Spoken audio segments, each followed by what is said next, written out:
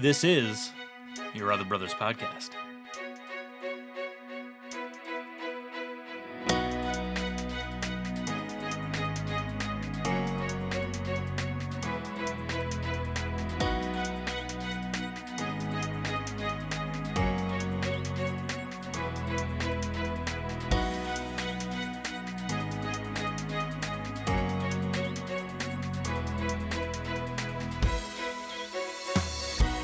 Welcome, friends, to Your Other Brothers podcast, navigating faith, homosexuality, and masculinity together. I'm your host, Tom, from the Jewel of the Blue Ridge. It is so lovely to have you here in the year 2020. We're going to be making lots of 2020 puns and jokes all year long, not just all episode, but all year long. That's my goal anyway. That's one of my resolutions. But moving on from me, we also have with us in the city of Oaks, our other brother, Orion. What's up, Ryan? Hey, Happy New Year, everyone. Happy New Year. And then also joining us, our other brother from the city of Forts. It's our lovely friend, our lovely, dear singing friend, Aww. Jacob. Hey, guys. It is good to be here. New year, new us. Can you sing that New Year's song for us? How does that song go? I always don't know how it goes. The one, the old title is. Old Lang, Odd Lang Sang. Zangy. Yeah. I know. There's like something about like, if all of Actually, your don't sing it because there might be acquaintances copyright. Oh, that's right. No, stop. I didn't do it. I don't think that we're going to be sued by the person who created that song because it's probably like 400 years ago. It's Old English. It's like Old English for New Year, still queer, I think. Is it? Is it really? Yeah. We'll just go with that. But yeah, Happy New Year to y'all. I'm so glad to see you. This is my first time seeing your faces in this new year, this new decade of life. Although some pesky people out there will say the decade doesn't actually start till 2021. What do y'all think about that? Oh, I didn't even know that was like up for debate. Technically, the decade runs from 1 to 0, but anyone that pedantic is welcome to just never comment. Yeah, that's actually this true. episode or any episode. I'm like, I don't do that, but then I'm also a grammar Nazi sometimes, and so I also have to check myself that I always correct people on you said lay instead of lie and other such things. So I need to check my heart here in this new decade. I just keep hearing things like really angry warnings about when you sign like legal documents, don't abbreviate the year because people can add other numbers after 20. So say today is 1/7/20, you could change that to 1/7/2017 or 2018 and then get evicted from your home. I don't know. I just keep seeing this everywhere. Like alert, don't abbreviate. I didn't think of that. Thank you for planting a seed in all the wrongdoers' minds. Yeah. I was thinking more that I thought you were going to say like someone could make it into 1920. And I'm but like, how? That was a risk last year too. Yeah, no, I didn't think of it either until I saw like, lots of folks have been, even at work today, there were people that were like sending out things of like, hey, like just be very careful when you write down the year. Okay. So use this information wisely, listeners. Do not use it nefariously. But yes, we are here in the year 2020. And this is really exciting, you guys, because this is the first of 2 episodes this month, in the month of January. Praise the Lord. That's so exciting. We are returning to a bi-monthly podcast rhythm. So I'm still trying to figure out the logistics of this because I could say every other week, but then when you do the math, it doesn't work out for 52 weeks. So like podcasts will come out on Fridays. They've always come out on Fridays. That's stuck for some reason. But if I say every other Friday, there are some months that have 5 Fridays. And in fact, this very month has 5 Fridays. And so I don't know what that's going to be. I think my tentative goal, just to keep things on track, would be like the 2nd and 4th Friday of every month. I think that makes the most sense versus like sneaking in some 5th Fridays and then it just like gets staggered. At least if it's on the 2nd and 4th, my neat orderly brain can realize like, okay, it's like roughly the, this part of the month and this part of the month. And there might be some stretches that we go 3 weeks without, but generally it'll be every other week. I hope that makes sense. Excellent. It makes extra sense because the 5th Friday of this January is actually my birthday. So that should be That's a right. sacred day of rest. Right. And We rest on the and Jacob we are Sabbath. silent on the on the day I was born. We remember our brother who is aging another year. Rapidly. Almost 30. Closer to the grave. Physically dead. Yes. 29. Wow, that's a fun year. You really start to have a perspective that your life is vanishing when you're 29. That's only because you're like, wow, this is about to turn a corner really quick. Mm-hmm. So I wanted to give a shout out to the Baranowski brothers because we just celebrated Christmas. Merry belated Christmas to y'all. I hope y'all enjoyed my Christmas gifts, by the way. That was fun. I did. But we're going to keep moving One on. of us did. I wanted to give a shout out to the Baranowski brothers because when I returned, so I was gone. I was out of state for Christmas and had a good time with my family up in Pennsylvania. But then I came home to my apartment several days later and saw a package waiting for me from the brothers Baranowski. And when I opened it up, what did I find? And they told me it was coming. Like I knew that I had a present waiting for me. And so when I opened it, I literally had no idea. I was trying to rack my brain, like, what on earth did they get me? And I opened it up and it was a pair of capri pants, like workout athletic capris, which when Nate was on the show, we did a segment on capri pants. And I've never owned a pair of capris in my life. And I'll admit wearing them felt very strange. It was disconcerting, but it was also kind of titillating and freeing. And I'm curious to see where that feeling will take me. Christmas is ruined. That's a good word. That's a $7 verb No, right it's there. Not. I'm a verb guy. I got to use good verbs. But yeah, I will sign on to that shout out because I also received. I was wondering if you did from Jacob and Nate, and I put them on immediately and took pictures to send to them, and I love them. They're great.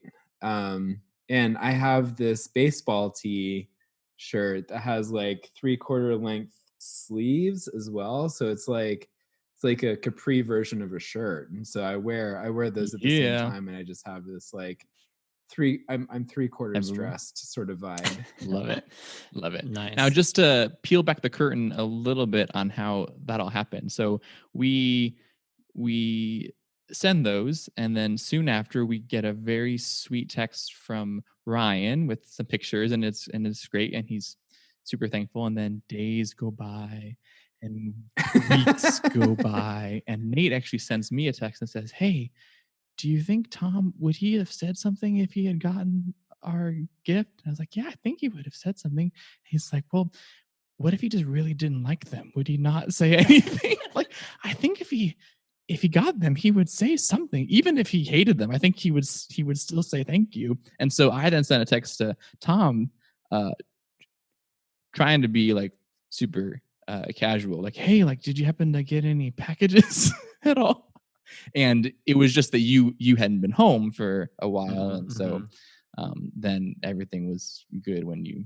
If only I'd known that all that backstory was happening, because I could have just said, "Oh yeah, I did." Yeah, that would have been great. Just have a period, and then just like leave it lingering. And then when you didn't send us a picture with your face in it, so we couldn't see if you were happy about the capris or not. So then there was some like wonderings of like, did Tom not like our present?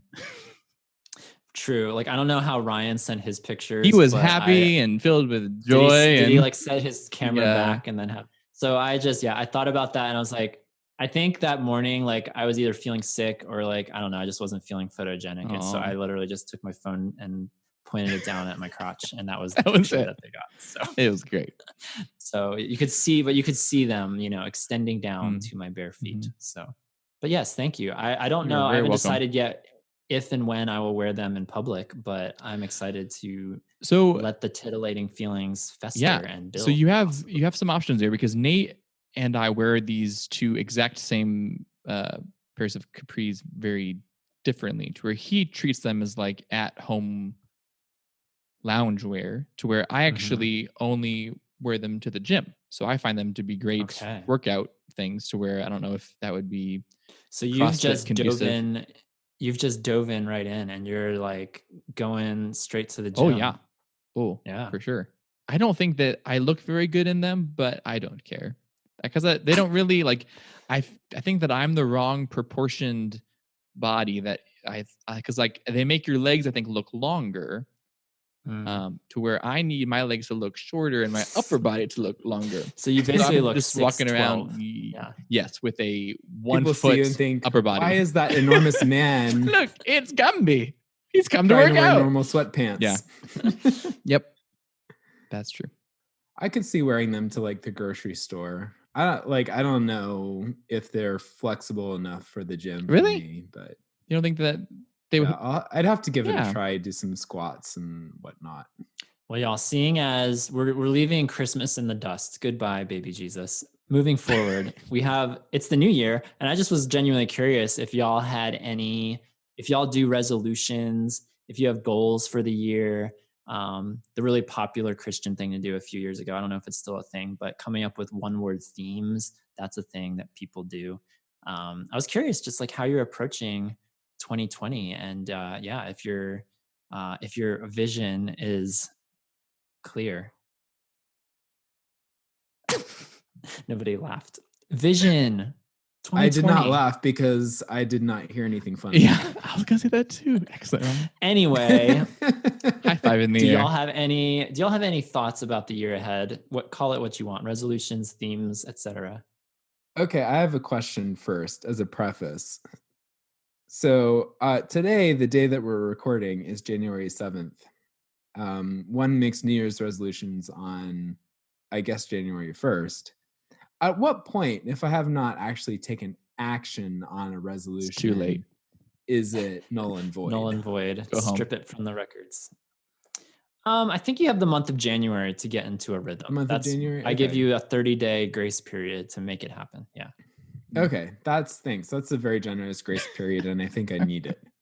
I read recently about all of the provable benefits of keeping a gratitude journal. Ooh. So I have been kicking around the idea of doing that. So far, I've just told people that I'm thinking about doing it, and I haven't actually. That's the first step down. That's Commitment. accountability. Yeah. Is it the first step to tell everyone? I feel like there's also studies showing that if you do that, then you're less likely to actually, follow through. Yeah, I did actually see that today. But see, you're not even telling people that you're doing it. You're just telling people that you're thinking about possibly doing it. So I don't feel like that's the same. Oh yeah, thing. I got to cover. So, yeah. Like I don't want to disappoint You're anyone. The other thing is, I tweeted out a joke a few weeks ago. New Year's resolution: breathe more. And the more I think about it, the more I have been actually like taking deeper breaths and breathing more. So I feel like that's actually working out pretty well so far. It's not very measurable and easy to forget. No, that's a good one. When I worked at a therapeutic boarding school, one of the it's so funny that I was about to describe him as one of the adults when I'm an adult as well. I still don't see myself as an adult. One of the big people, he said, people today just don't know how to breathe. And it was funny. It was funny the way he said it. And it's like a funny statement, but it's the truth. People don't know when to stop and literally take their breath. Taking deep breaths feels so good. Like it is one of the best feelings we can ever, and it's so easy to do. You just stop what you're doing. Let's all do it right now.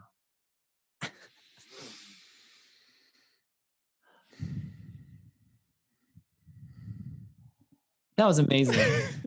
I hope everyone at home participated. Team.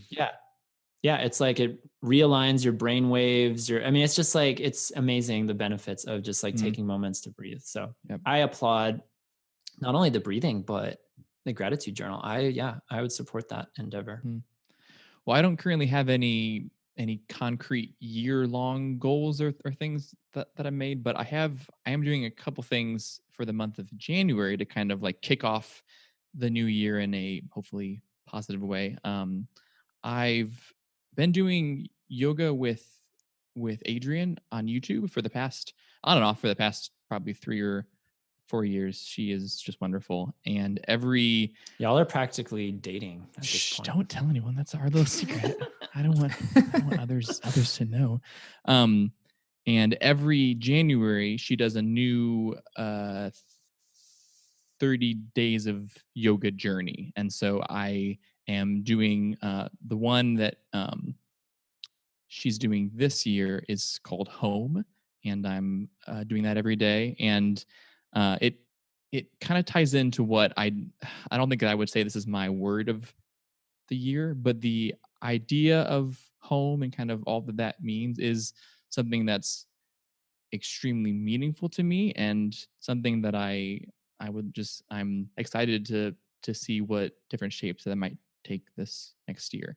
And then I'm also doing dry January, so I am not drinking of the alcohols for the month. Whoa. So yeah, just some things to kind of kickstart into a new healthy 2020. That's awesome. Thanks. Very good.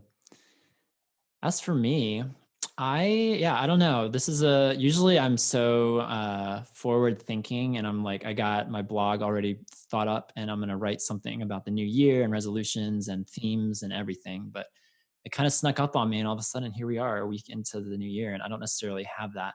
There's some goals I have for sure. Like I want to, I think it would be really awesome to make it to my last state visited this year. So I've never been to Alaska. So I'd love to go to Alaska this year. I think that would be fun.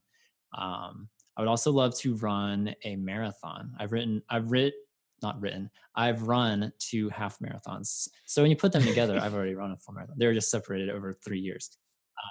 But no, I think I'm ready. I think honestly, it's something that I definitely don't want to go to my grave never having done. And it's like, well, now or never, right? So I'm going to hopefully train for that ? I guess in this in the coming months when things get warmer, because I don't want to be one of those people who runs when it's 27 degrees and sleeting out. That is not with my capris. Like no thank you, not gonna do that. So maybe like later in the year, like late summer, early fall, maybe that's kind of what I'm looking at, but which gives me plenty of time to procrastinate, right? So those kind of jump out right away, but I don't know, like I'm playing around with this idea of boldness. And I wrote a blog actually on my personal site, which I'll link in this episode, but I've always really loved my middle name, Mark. And I love it because it's so like declarative, and it's a noun and it's a verb, and it has connotations with writing. And it also has like this boldness and active presence to it that I feel like in general, I feel I'm a very passive person. And so it kind of presents this alter ego that's really exciting and scary and daunting, but also it almost feels like that's who I'm more meant to be. So I'm playing around with like cheating this year, not really having a one word theme, but having like a one name theme. And like, this is the year of the Mark or something. I don't know. Are you going to start going by Mark? I don't know. I don't think, like I love my name, Tom. I think that just feels homey and correct. But I don't think I'd be opposed if people started calling me Mark here and there, just to like, I don't know, switch it up. I'm so, we have our names and we have them for 70 years. Like, why not go by something else for a change? So I don't know. It's something that I'm tinkering with. I like it. Yeah, it would just feel weird. Like I'm not about to start introducing myself as Mark on the podcast, because that just feels incredibly foreign and incorrect. But it's like more of a mantra, like of who I aspire to be, and more of. And I think this Mark person, who's more like definitive and sure of himself and confident and bold. Like, I mean, yeah, all those things that I aspire to be. And I don't think I'm just not as Tom, but I just want to be more proactive this year. But anyway, Happy New Year to all of you guys listening, all you gals listening as well. Thank you for joining us for another year of the YOBcast. And I hope it's an awesome, bold, homey, gratitude-filled year for all of you out there as well. Real quick, before we get into our episode, I didn't even say, usually I say at the top what we're talking about. We had so much festive holiday stuff to get through, but we're talking about mentors today. We're going to start talking about that very soon. I'm really excited to dive into this topic, which was actually not sponsored by, it was voted on by our Yobbers group. We did this a few episodes ago. What was that episode? It was Chosen Family. So on our Chosen Family episode, before that episode ever happened, we put a poll out to our Yobbers group. We have a Patreon page that people pledge to. And as of now, as of this recording, we have over 170 people all over the world, and they support the efforts, not just the podcast, but our website and our community. They support us on Patreon. And so we have a Facebook group for many of those members.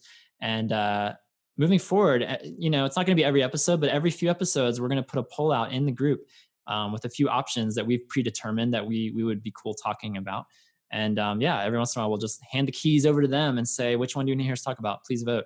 And so several episodes ago, they voted for Chosen Family, and that was an awesome episode. We had a great conversation about that concept. And then today, to start off this new year, we put out a poll to the group, keeping those same 2 poll options that they discarded last time. And then we added a new one, mentors, and they chose mentors. So I feel really bad for these 2 topics that have been voted not worthy 2 times in a row. I feel so bad for them. I don't. And I won't say what they are on the air, because that's just for the Yobbers to know. But eventually we'll get there, I hope. But as of now, today we're talking about mentors. And I think it's a great topic to kick off a new year. I think it'll fit in with our theme of a new year and goals and growing.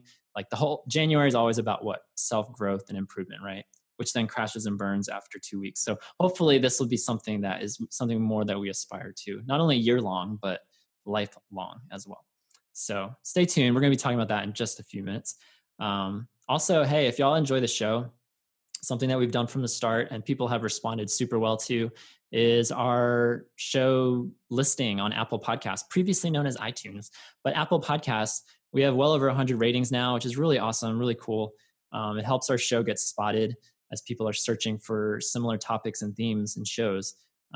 Just the more stars, the more reviews, the more content people see, it just really adds to the legitimacy of our podcast. And after a couple of years now, it's been really awesome to have so many of you respond. So if y'all enjoy what we do, if you haven't taken the time yet, it's pretty quick to do.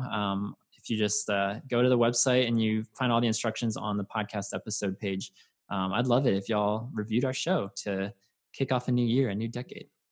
What are you laughing at? It's just that I'm still unsure if I've actually left a 5-star review of the I know. podcast. You don't know if you've rated it. You don't know if you've liked our page on Facebook. We don't know. The worst. You show up every couple of weeks and give us your giggles, and then after that, then I just go about my day. Don't worry, Jacob. I know that I definitely have. That's right. So Ryan's worse than I am. Let's make that clear in it's public, one of those things on the record. I almost feel like the time has passed. Like if you would have, because both of y'all started out as Yobbers, as patrons on the Patreon.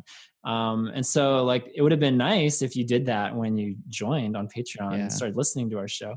But now that you're actually on the show, I don't know, I guess you could rate and review us, but then I don't know, will people look at that and be like, oh, wow, he gave his own show 5 stars.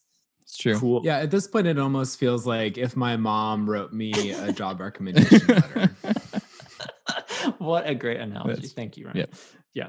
I mean, you could always lie and make a pseudonym. That's fun. No, we don't want that. So anyway, we need 2 Yobbers out there to make up for the lost reviews that we could have had for my fellow co-hosts. But I would appreciate it. Every rating, every review really does help the show out. And then before we get into our episode, a big shout out to this episode's sponsor, because generally our sponsors support, whatever we're talking about that day. They swoop in, they hear what we're talking about, and they're like, hey, we sell a similar product. We would love to attach our name to the show. But this year, because it's a new year, it's a new decade, it's a new year of vision. This product came and they're like, we want to be a part of your brand new decade, your brand new year, your year of vision. And so a big shout out to our sponsor, Vision Enhancing Devices of all flavors and all varieties. Thank you, contact lenses. Thank you, bifocals. Thank you, sunglasses. Thank you, telescopes like pirates use, the ones that extend out. Yeah, thank you to all of those. Even eye patches, you help in some sense as well. That's amazing. Thank you so much. It's as if, it's like when you see those commercials for like dairy. like milk. anything dairy. Yeah. It's like all of the vision they came together. Vision industry came together to sponsor us, and we're very even honored. like that little niche part of the Walmart that you always walk past and you never go into. They are sponsoring our episode here today. The local artisan monocle manufacturer is behind this. Absolutely. Thank you, people that make microscopes and peepholes and magnifying glasses. Yes, those two. Or those rectangular plastic magnifiers that old people use. Love it. Alrighty, y'all. So we are talking about mentors today. And I wanted to get y'all's feedback on the word mentor and what y'all think about it. Is it like, do you have any connotations whatsoever with the word? Does it stir up? We'll get into personal stories here in a second. Does it stir up any immediate feelings? Um, I love word association games. So I would be curious to hear, any word associations with the word mentor. I would say the first things that come to mind are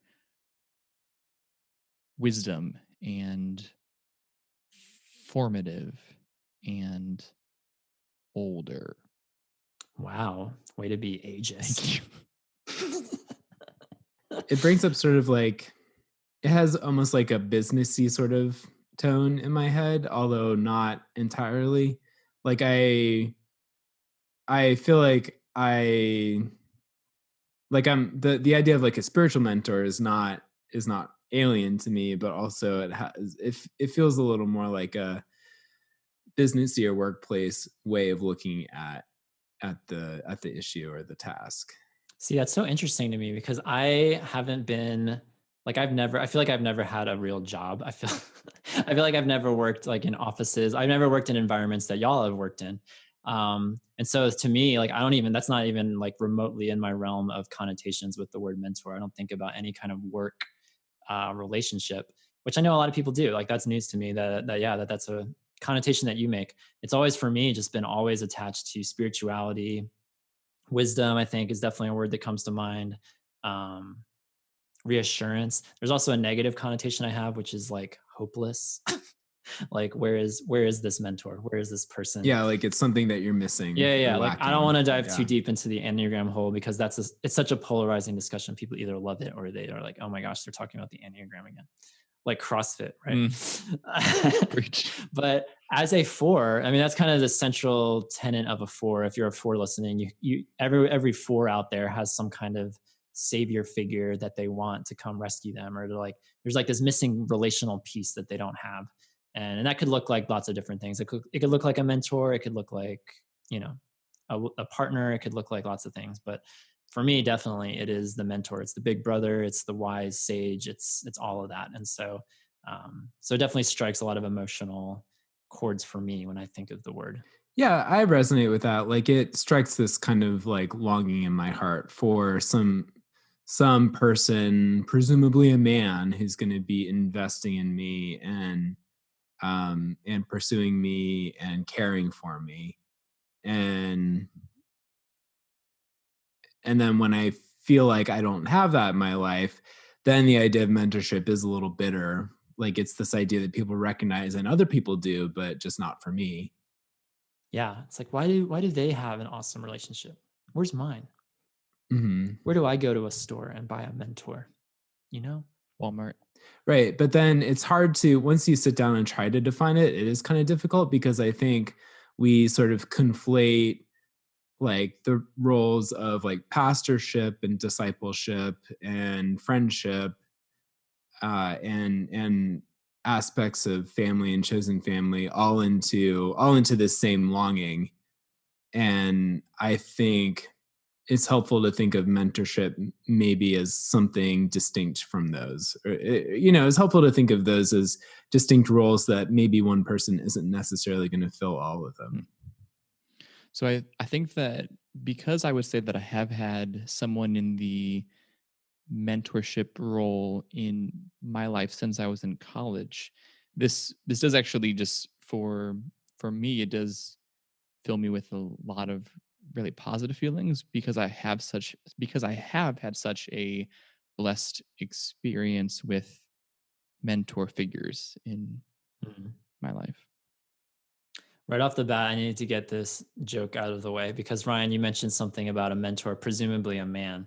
One of our yobbers said, "Are women mentors called womentors?" Big shout out to our humorous yobber. He is so funny. If I told y'all his name, you would know. Oh yeah, I know. He's so funny. Oh my gosh, he knows who he is. He's listening. Big shout. I love that. Womentors. I've had a womentor. Yeah, it's like a mentor, but I think he also asked if we were going to talk about dementors. I think was also a part of the comment. Right. And And that's a demon Yes. mentor, right? demon We mentor. don't. No, we don't want Dementors. those. We cast out all the dementors in this new Mm. year. I wanted to hear about y'all's favorite mentors in pop culture. So, are there any like from books, TV shows, movies, comic strips? What are other sources of media?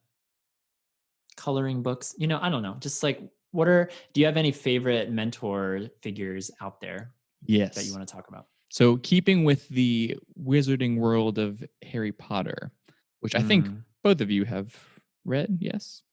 No? I have Yes, not no? read. No, I've only watched. You've watched? Okay, so at least you've watched. I think that the mentor-mentee relationship between Harry and Dumbledore is phenomenal. They have such a beautiful connection, but then also like everything that comes out of Dumbledore's mouth is just like gold wisdom, and I just think like, 'cause, yeah, I love it. Like when you're at your breaking point, you just want a man with a long pointy beard to just tell you exactly what you need to hear. Yes, That is and to the use dream magic. right there. Yep, And to use magic, absolutely. which may or may not be witchcraft. We're not here to debate that. It's fine. It's fine. So the example that came to mind first for me was another wizard named Gandalf from Lord of the Rings. And what is striking to me about Gandalf is that he's very powerful, like within the world of Middle Earth. He's very powerful, but he's sort of bound by his purpose, which is not to fight the battles for like Frodo and Sam and the people that he's guiding. And his job is to guide them and show them how to fight and where to fight and provide wisdom for them. And it's almost like his real like magical power or super ability is to kind of bring out the best in the people he's around and to teach them how to be the hero when they need to be. Yeah. Gandalf to me is so mystical, mysterious, and kind of like in a weird way what I aspire to be. Like the fact that he just wanders and he just shows up and then he'll pour himself into somebody and make them a better hero. Like part of me's always wondered like is he good though? Like does he have a good support system? Is he taking care of himself? He just wanders. Like where does he live? What is his goal? Like what is his like daily life situation when he's not going on these quests and like ministry? Who pours into him? Yeah, who pours into Gandalf? But assuming that he has that in place, like yes, there is something about Gandalf that has long resonated with me. To me, I'm gonna get away from Wizard Land because y'all are super wizardy, but I'm gonna still stay. You used all the good examples. I know these are, and I realize these are all, including the one I'm about to say, are really cliche. I wish we'd pulled from our back of the library, like, oh, this dusty book. Let me tell you about this mentor. But for me, staying in like a similar genre. The character of Yoda in Star Wars to me. I mean, the Jedi are the wizards of the Star Wars universe, so I do feel like all of ours kind of fit into a nice little basket. Basically, y'all, if you're looking for a mentor, they you must need to have find powers. a wizard. They must have powers. Yeah. That's what we're getting at here. Yeah. Forget the wisdom, as they just need to have magic. Magic. End of. Wow. Why is that though? That all of our the iconic mentors are all sort of like supernatural. I think that like the idea of your mentor having a kind of power that you don't possess and that you long to have, that feels really meaningful. Mm-hmm. Yeah, absolutely. It's like they have something, they've learned something. How do I acquire that as well? And as far as fiction goes, yeah, that's such a clear way. Magic is such a tangible way to display that. I'm sure, yeah, there's absolutely plenty of stories out there that there's just not magic involved. People are mentors in other ways, certainly. But I think especially as kids growing up on these stories, like it's such a tangible manifestation of that thing that you're trying to get that you don't have yet, that you really want, that will better you and better the people around you as well. Mm-hmm. And even stories without magic or fantasy, mentors are usually sort of mystical in some way, or mysterious in some way, Right.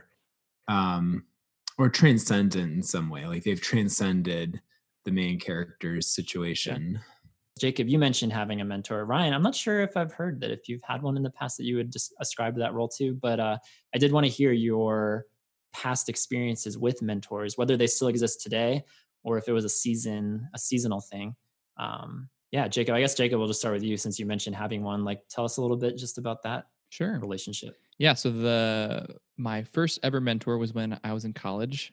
So I went to a Christian university, and it was a professor that I had taken a New Testament class with, and just thought he was super great, just a wonderful guy. And after that class finished, I think probably even just the next semester, I sent him an email and said, "Hey, like, I know this is going to seem like really out of the blue, but would you consider being my mentor?" And he thought thought about it for a little bit and wrote back and said that he absolutely would. And so we started meeting. I think it was weekly for a while, and then I think every other week for the next probably 2.5 years. And so we would talk about life.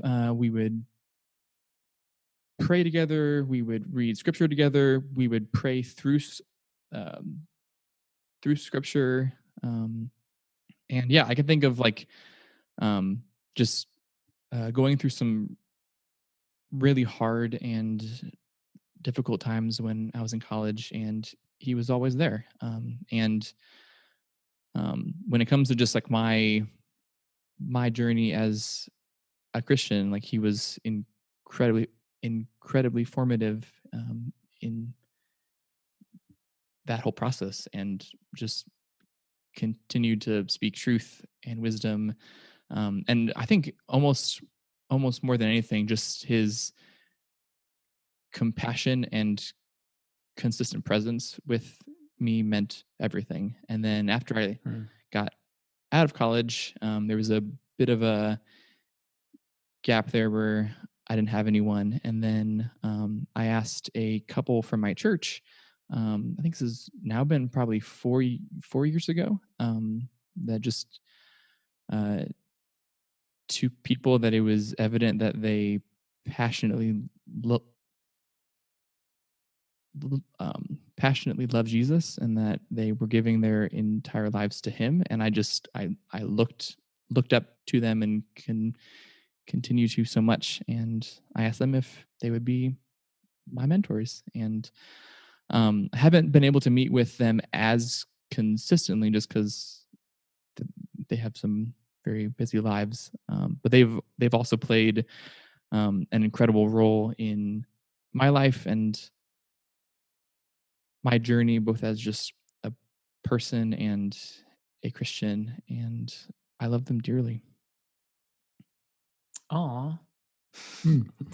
I'm curious, Jacob. My main question was like, did you use the language, the vocabulary of mentor, Yeah, or was it just kind of like connecting the dots? Like, I just I want, did. would you be open to like meeting up every other week or Yeah, something? so Or I did choose to use the language a mentor, and uh, I think that my attempt in that, which don't know if I actually thought through intentionally, was that I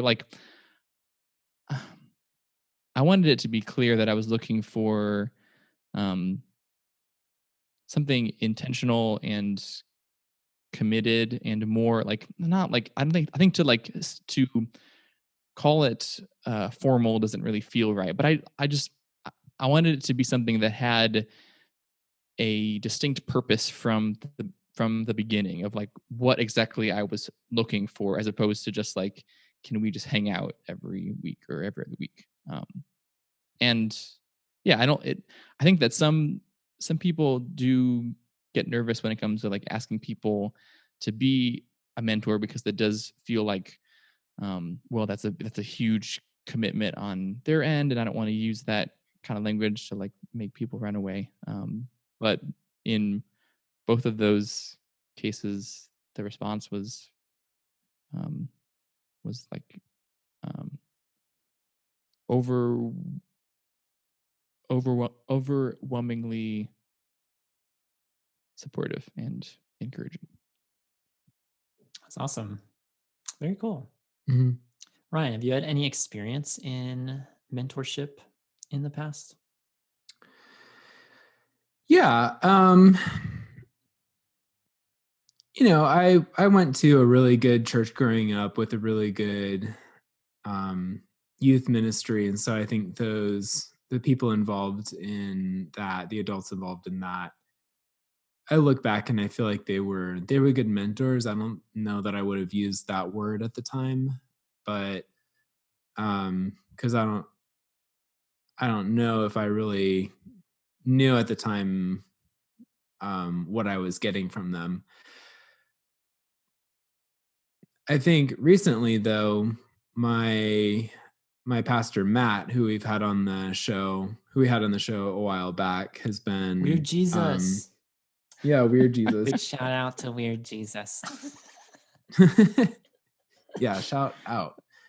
He's been a really faithful and helpful person in a mentorship position for me, and this does kind of go back to kind of that idea of like, well, is he pastoring me, or is he mentoring me, or is he like some sort of chosen family uncle? I don't know. Ooh, chosen uncles. Like older brother. I don't know. Chunkles. So like, I think Chunkles? in some sense, Sorry. gross. Oh, I want a chunkle.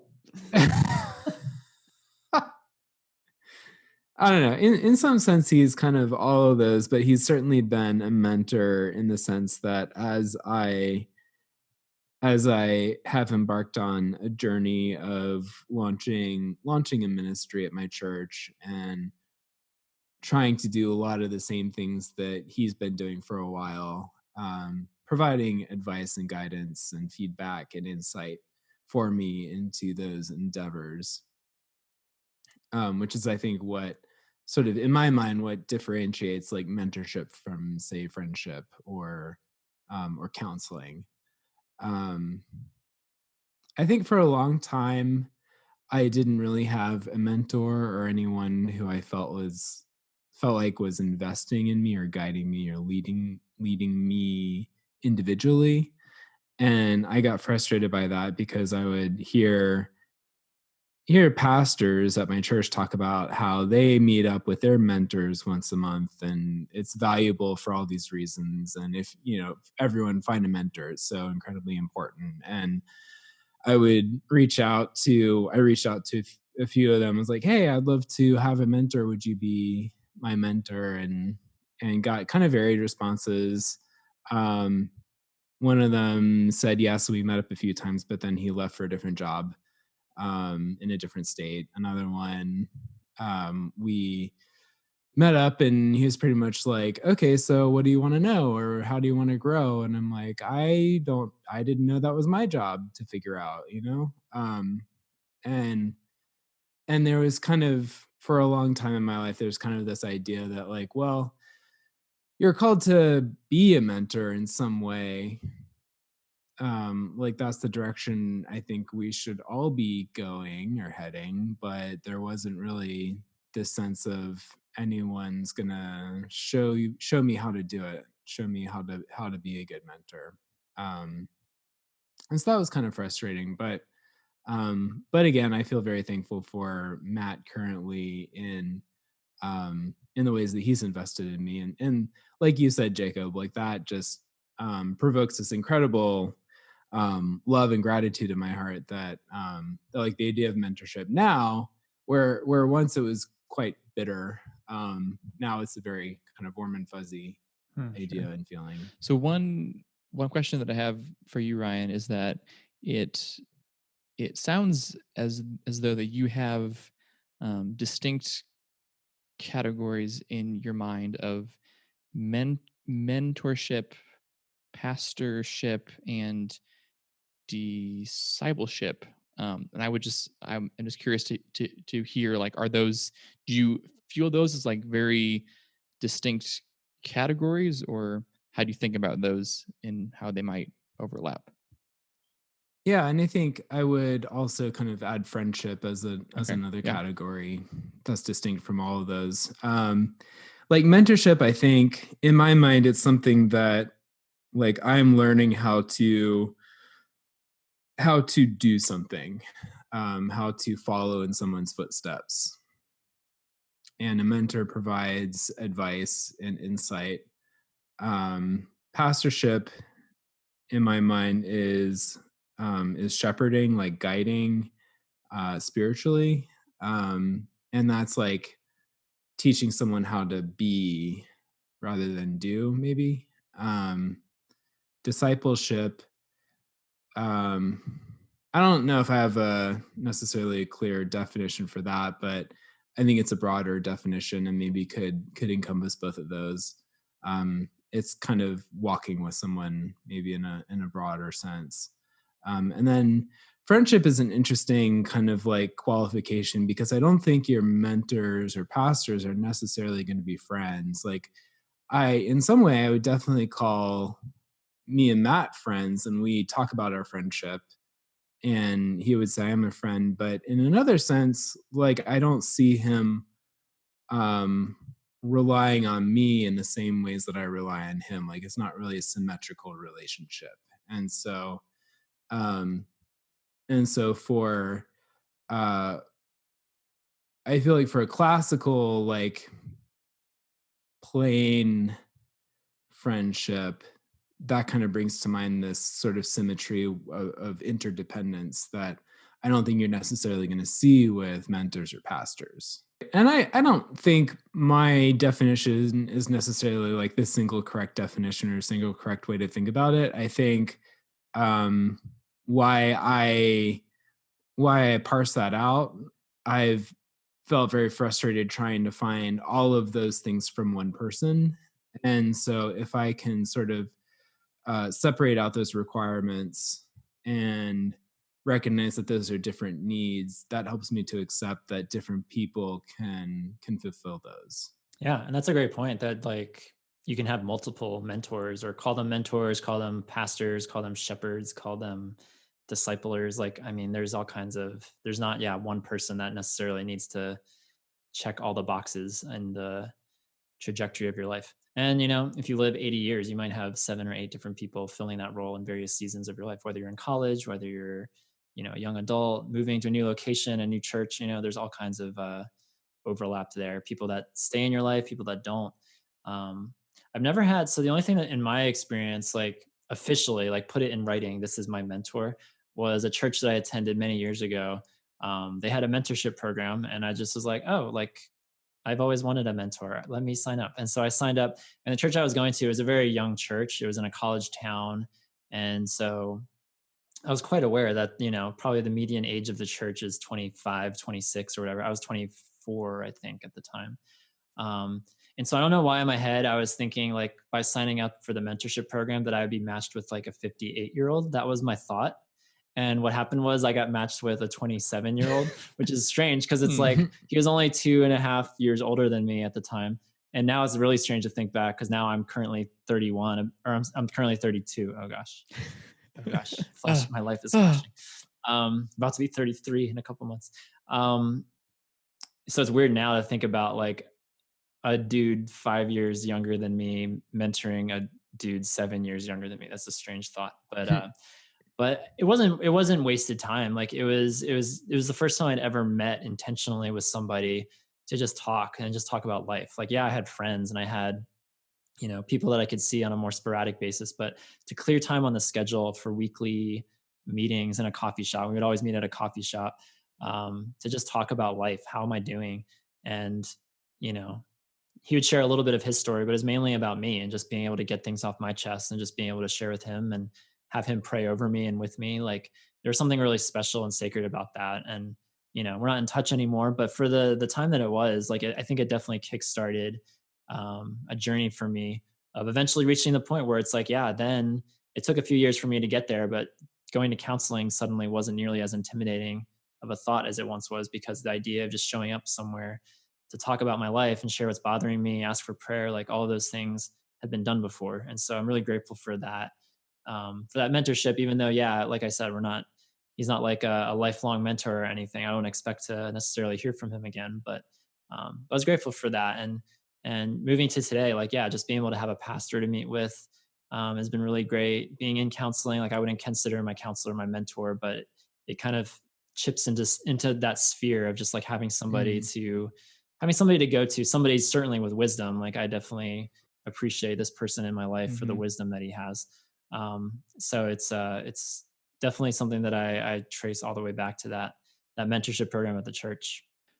So Tom, since you've also worked in lots of contexts with youth, would you say that you've taken on the role of a mentor at different times in your life?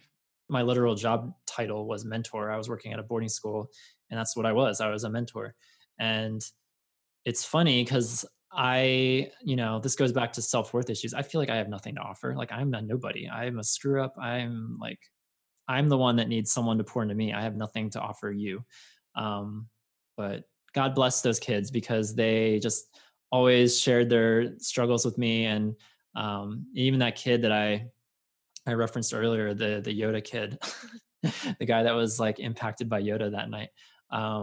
Like I got to mentor him for 3 entire weeks in the woods, which 3 weeks in the woods is probably like 12 weeks in the real world or something, because they're just there 24/7 with no distractions, no technology save for the night that we watched Star Wars on the therapist's computer. But yeah, you have like only nature surrounding you and no distractions. And so I got to connect with this guy on a weekly basis. And it was cool to just like to hear about his family upbringing and to compare it to my own and offer my insights. Like there was something really special about that if I never become a father, which who knows what the future holds, the idea of being a mentor to a new generation, like that's absolutely a stirring of my heart for sure. And I haven't worked with youth in a couple of years now. Ever since I dove into YOB full time, I've been working full time with YOB for 2.5 years now. And up until that juncture where I broke away from working with youth, I'd been working with kids for 7-8 years in all the different capacities, tutoring and camps and therapeutic environments. Like, so it's been a weird void these last couple of years to feel like I still have something that needs to be distributed. And maybe someday, yeah, whether it's with youth or just, I'm 32 now. So maybe it's going to be a 20 something, maybe it's going to be someone, just a decade younger than me or something. But I definitely have a desire to be a mentor as well as have one. So yeah, I am. Good question, Jacob. Like curious y'all's perspectives on, have you mentored somebody or do you aspire to in the future?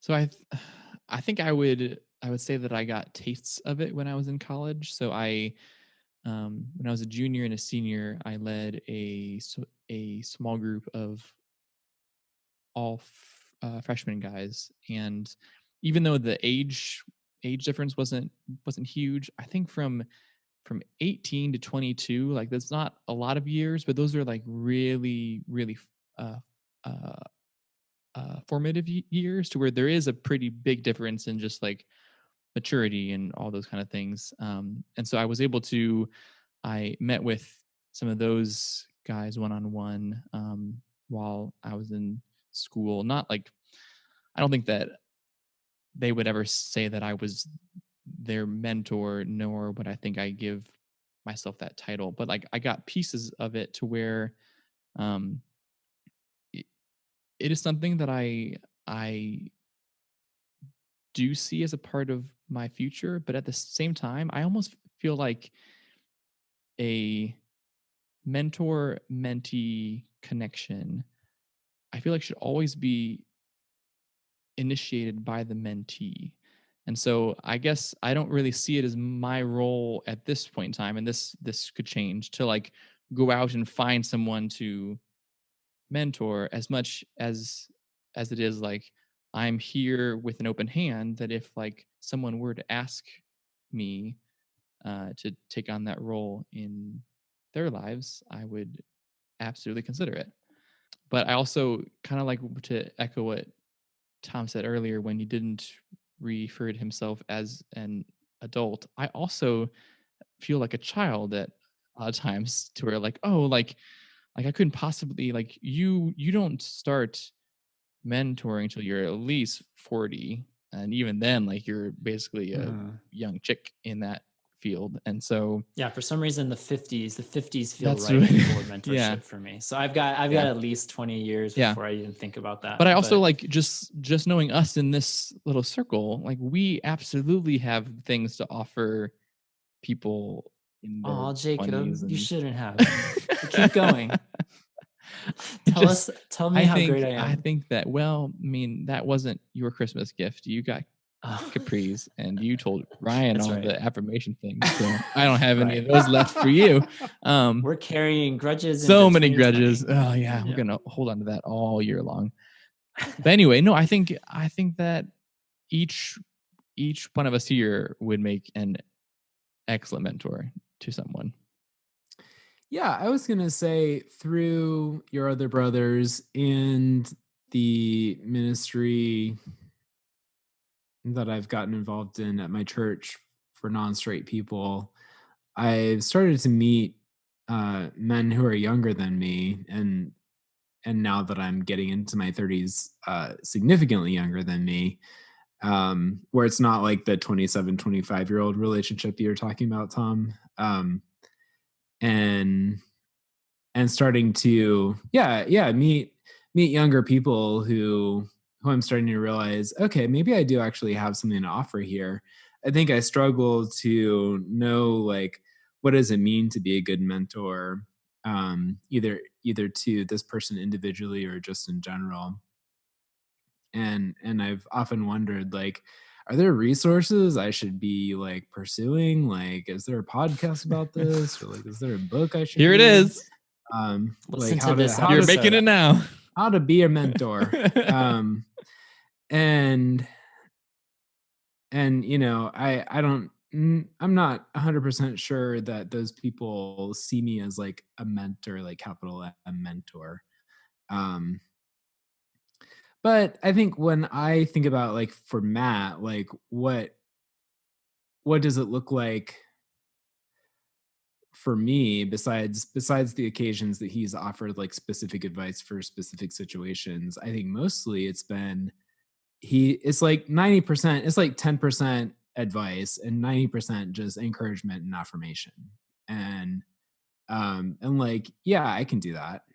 So I Googled some verses about mentorship, and one of them jumped out at me as something that Matt, for example, has provided for me. And I think it's maybe one facet of mentorship that's important is Proverbs 20, verse 5. The purpose in a man's heart is like deep water, but a man of understanding will draw it out. And there are so many times that I felt like there's something kind of underneath a lot of water in my heart, like in deep water, like this purpose is sort of hidden within me, and I don't know how to get in touch with it. But then talking with this mentor who understands things in a different way or more than me helps to like kind of draw that to the surface, and helps clarify this purpose in my life and helps clarify what's going on in my heart. That's good. Well, to kind of wind down this conversation, y'all, I wanted to just kind of get your thoughts on where we are today and where we are looking down the horizon. We've joked throughout the episode about growing older, and it makes me wonder, like, yeah, what are y'all anticipating or hoping or longing for in a mentor in the years, in the decades to come? What qualities are you looking for? Like in our Yobbers group, there was a good question about, like, what are you looking for? Are you looking for someone older? Do they have to be older? Could they be younger? Do they have to be married? Could they be single? Do they have to be straight?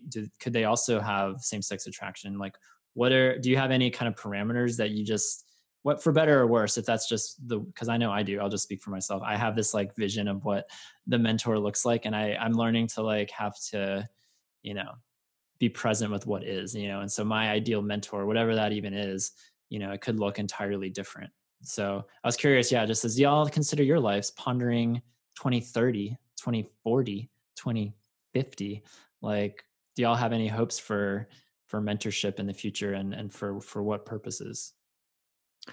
Yeah, I mean, I would love to have a non-straight male mentor in my life who's gone ahead of me. Mm. I think, as you get older, age gets to be less and less of an important distinction.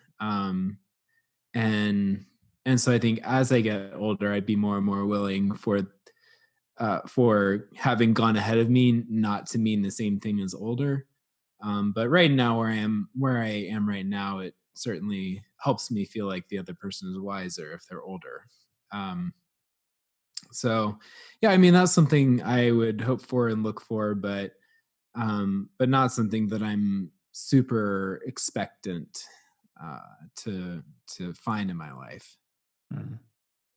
Yeah, mentioning a non-straight person, we did have some of our older guys in the group comment about how like it just wasn't even an option 30 years ago, 40 years ago for them to Mhm. have that. And so how blessed are we that it's still not a guarantee by any means, but it's way more of a possibility for our generation than it is for the previous generation to have someone like that, and to be that for somebody else. It goes both ways. Like that's pretty remarkable. And my heart definitely goes out to the older generation, the 50 plus crowd who they spent the bulk of their lives like not really Mhm. having someone that they could be open about, either Mhm. straight or gay. Like there was no person to like necessarily be that guaranteed safe person that they could talk about and process life with. So I definitely want to give a little shout out and a I see you moment Mhm. to our older listeners as Mhm. well. Mhm. Yeah. Yeah, I mean, I think I hope to continue with my current mentors for as long as they'll have me. Are so they're it's a couple and they're in their early 40s, and so like there is that age difference, but as Ryan just said, I think that as we get older, it becomes much less about like how much older that they are, um, versus how much more mature, how much more wisdom, how much um, longer have they walked with Jesus through a whole host of just life things. And so that's um, like I think having people of uh, integrity and compassion and passion and um, people who want you to feel like they're a person that wants that is evident that you feel like a part of their family. I think is really meaningful as opposed to just like a hobby that they're working on that you're kind of like Mhm. their project to be doing. Um but I guess like looking farther into the future, I don't know what possible other mentorships will look like. I think having, as you both said, I think having someone else who does experience same-sex attraction and has been walking faithful for just a lot longer. I do see a lot of benefit in having that, but also I don't know how realistic that is as a hope in terms of just like finding someone, just because it doesn't seem like it's not like there's a whole ton of options, at least like here locally for me. So I see all of those benefits that could come from that, but I don't think it's not a requirement that I have for Mhm. future mentors. Yeah. So today, thanks for sharing, y'all. Thanks for sharing kind of your hopes, your dreams, your visions, your longings, for the future. And let me tell y'all, I don't know if y'all have done this ever, and I wish I'd done this better because I wish I'd spent more time. But I read through the letters of First and Second Timothy today, just scanning them. I didn't like read every single word. I kind of wish I had, and maybe I will. Maybe after this episode, I'll feel inspired to actually go back and read it word for word. But as I was scanning these two letters, and they're fairly, readable. I think it's 6 and 4 chapters. Like it's not going to take the longest amount of time to read these two. But when you get past all of the Pauline theology, there's a lot of it. There's a lot of stuff about church structure and church leadership. And I'm not here to talk about that. When you get past all of that, it's really beautiful to see like all the vocabulary that Paul uses for Timothy. Even though it's called First and Second Timothy, these are letters written by Paul for Timothy, someone younger than him. And it's just really beautiful. Like, I'm just going to pick out verses and references, but, he opens each letter by calling Timothy my true child in the faith. He says that in First Timothy. In Second Timothy, he refers to him as my beloved child. And I've noticed, like, when I was reading these letters back to back, they follow a very similar structure, opening with a greeting, ending with a goodbye, and then the chapters in between flooded with encouragement and a charge. As far as the encouragement, this speaks um, to Paul's, not only Paul's investment in Timothy, but his investment with Timothy's family. In 2 Timothy 1, he says, I thank God whom I serve, as did my ancestors, with a clear conscience, as I remember you, Timothy, constantly in my prayers night and day. As I remember your tears, I long to see you, that I may be filled with joy. I'm reminded of your sincere faith, a faith that dwelt first in your grandmother, Lois, and your mother, Eunice, and now, I am sure, dwells in you as well. For this reason, I remind you to fan into flame the gift of God which is in you through the laying on of my hands. For God gave us a spirit not of fear, but of power and love and self-control. Therefore, do not be ashamed of the testimony about our Lord, nor of me, his prisoner, but share in suffering for the gospel by the power of God. He goes on in 1 Timothy 4, a very popular passage a lot of people know. He says, let no one despise you for your youth, but set the believers an example in speech, in conduct, in love, in faith, in purity. In 2 Timothy 4, Paul says, I charge you, Timothy, in the presence of God and of Christ Jesus, who is to judge the living and the dead, and by his appearing in his kingdom, preach the word. Be ready in season and out of season. And then it was Paul's goodbye in 2 Timothy 4 that sent me on a little bit of an emotional spiral today, y'all. Because it speaks a lot to kind of concepts that I have when I think about my life decades down the road. So he says goodbye to Timothy, and the lead up to the goodbye by saying, do your best to come to me soon. For Demas, in love with his present world, has deserted me and gone to Thessalonica. Crescens has gone to Galatia, Titus to Dalmatia. Luke alone is with me. At my first offense, no one came to stand by me, but all deserted me. O Timothy, guard the deposit entrusted to you. Avoid the irreverent babble and contradictions of what is falsely called knowledge, for by professing it, some have swerved from the faith. Grace be with you. There's this concept of people deserting the faith, this reality of people leaving, people swerving, people no longer walking this road. And in recent years, this has become a brutal reality for me in the last 5 years of having friends and people that I looked up to, friends with wisdom, abounding wisdom, walking away from faith and turning to another path. Like, the concept of mentorship for me grows more and more vital with every year, to have somebody who's gonna be there to pray for me day and night, who's gonna encourage me and affirm me, but then also charge me to say, hey, stop doing that. That's not good for you. Do this instead.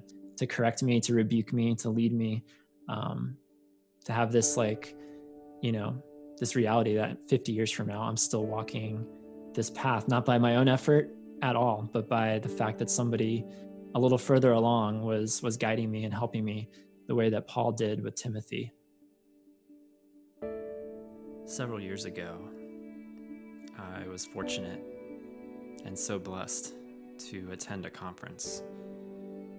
And it was a conference for young and old, married and single, in school and in a thriving career, and everywhere in between. A conference, a gathering devoted to the art and the science and the lived reality of story. And not just fictional story, not just story for a land of wizards and giants and quests for some vital treasure, but also a conference for actual, real, day-to-day, day in and day out story. In that conference, which lasted a few days, I learned so much. The concept of heroes and conflicts, crests and valleys, story arcs. And I also learned something that maybe I knew all along, but never quite put words to it. And that lesson was who the most important person, the most vital character in any hero's journey is. It's not the hero, it's not the villain, it's the guide, the mentor, the wizard, the Jedi master, the sage, the pastor, the big brother, the dad. It's the one who already has risen to the challenge, who already has overcome. The one with wisdom and strength, with unflowing encouragement to bestow. The exact person the hero needs when all hope is lost, when in desperate need of just the right word, just the right push. And the older I get, year after year, crest after valley, the more vital I see this person, this role for my life, and increasingly how important, how vital I see this role, this person for someone else, and how I might fill that void, how I might step in and say the right thing, point someone to Jesus, if only with the simple words that I'm praying for you day and night, and I long to see you once again. May we find such influences in the faith for ourselves, and may we be such an influence for others. And so, my brothers, as Paul charged to Timothy, I charge to you. Pursue righteousness, godliness, faith, love, steadfastness, gentleness. Fight the good fight of the faith. Take hold of the eternal life to which you were called, and about which you made the good confession in the presence of many witnesses. I charge you, in the presence of God, who gives life to all things, and of Christ Jesus, who in his testimony before Pontius Pilate made the good confession, to keep the commandment unstained and free from reproach until the appearing of our Lord Jesus Christ, which he will display at the proper time. He who is the blessed and only sovereign, the King of kings and Lord of lords, who alone has immortality, who dwells in unapproachable light, whom no one has ever seen or can see. To him be honor and eternal dominion. Amen. All right, guys. Well, I think we talked ourselves into an expert mentor level role here. So I'm going to charge you and encourage you to go out and become mentors. Be the mentors that you wish you had, that you want to see in the world. Yes. And I think that one of the things that I see often, the thing that seems to hold back people the most from having a mentor is just asking. Because yes, that's a really, really scary thing. And you are taking a pretty vulnerable risk in like putting your whole self out there. But it is worth it. And I encourage you to just do it. Just Nike do it. I was really encouraged just to hear your boldness, Jacob, and sharing how you've just asked multiple people, hey, will you mentor me? Like it's so profoundly simple, like something that I'm absolutely going to chew on in this new year of like, being opportunistic and keeping my eyes out for people that may be coming or people that are already here and just who can minister to me. And I hope people listening took something away from this, whether it's like asking to be a mentor, whether it's somebody that you can mentor. There's so many directions you could take this episode. It's my hope that something about it landed with you guys listening, that you can take it into this new year, this new decade, and hopefully the rest of your life. It'd be awesome. It'd be awesome to hear your stories. As always, we're a storytelling community here at YOB. So if you have a story to share about either being a mentor or being mentored, I would love to hear that story. You can go over to our podcast episode page, yourotherbrothers.com/podcast, find the episode 55 post on mentors. Share your story. It'd be awesome to just see what you've experienced. And by all means, this does not have to be a rosy story. If you have a story that left you longing, left you wanting more, it didn't turn out well, or it used to be good and now it's not, like I want to hear those stories as well. Please be authentic and honest. We would love to just support you and support one another as we talk about these stories. So leave us a comment, tell us a story. We always love it when y'all do that. Thanks for those that participate in the comments section. And a big thank you for just helping us see more clearly what we're doing this episode and hopefully all the rest of this year. Big thanks to Vision Enhancing Devices for, just helping us see. Thank you, Vision Industry. I'm excited to know you've all banded together and probably are owned by Disney. Right. And sent us these promotional night vision goggles. Yeah, we're all wearing right now. We are doing this whole episode in pitch black darkness. Thank you. Spoil the surprise. Yeah, it was great. Well, thanks, Jacob and Ryan, for coming on. This was actually a way deeper episode than I thought it would be. Not that I thought it was going to be frivolous by any means, but it got deep there. And so I appreciate y'all sharing about your stories. So love to hear our listener stories as well. Y'all, this is the new Yob. This is the new YOBcast twice a month.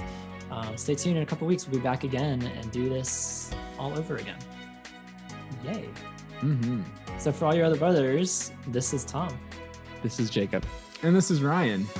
Reminding you that you are not alone. Even the sparrow finds a home. See you next time, everybody. Bye, everyone. Bye.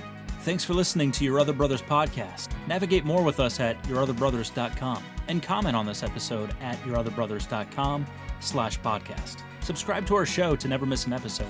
And if you enjoy what we do, consider rating and reviewing us on iTunes. You can follow us on Facebook, Twitter, and Instagram at Your Other Bros. If you'd like to further support our storytelling effort, consider becoming a Yobber. Yobbers pledge monthly and receive perks like calls with authors and other supporters, access to a secret Facebook group, and additional podcast content. Visit patreon.com/yourotherbros for more information. Don't miss our monthly bonus podcast on Patreon, the YOBaLOGUE, featuring responses to previous podcasts, content not featured in public episodes, calls from listeners, and more. Ask us a question or tell us a story by leaving us a message at 706-389-8009. If you're new to the show, we'd love to hear from you. You can email us at podcast@yourotherbrothers.com. You can also write us at Your Other Brothers, P.O. Box 843, Asheville, North Carolina 28802. Until we journey next time, we're glad you're with us.